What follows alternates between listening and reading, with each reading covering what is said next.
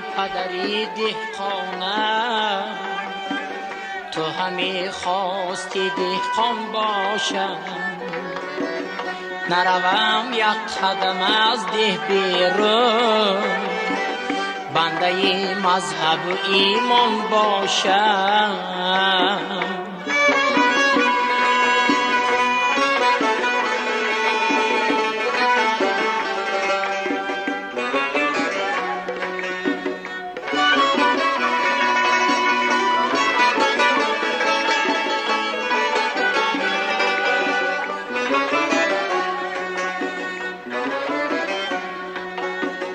تو همی خواستی قرآن خوانم که از او معرفت بالا نیست،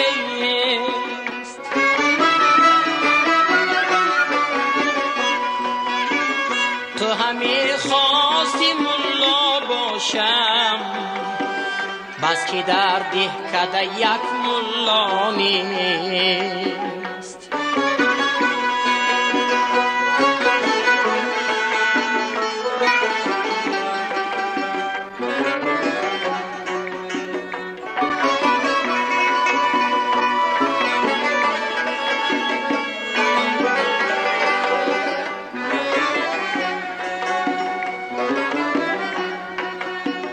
پدرم باز ببخشا بر من، گر نمانم دی تو من دهقانم،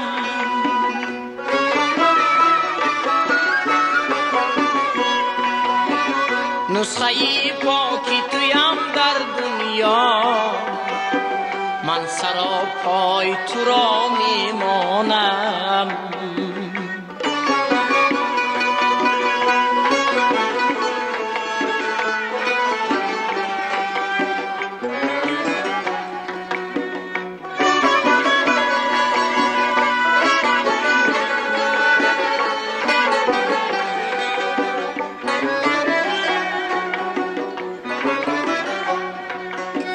شاعری هم به مثل دهقانیست، شعر بنیادی همه مسند هاست،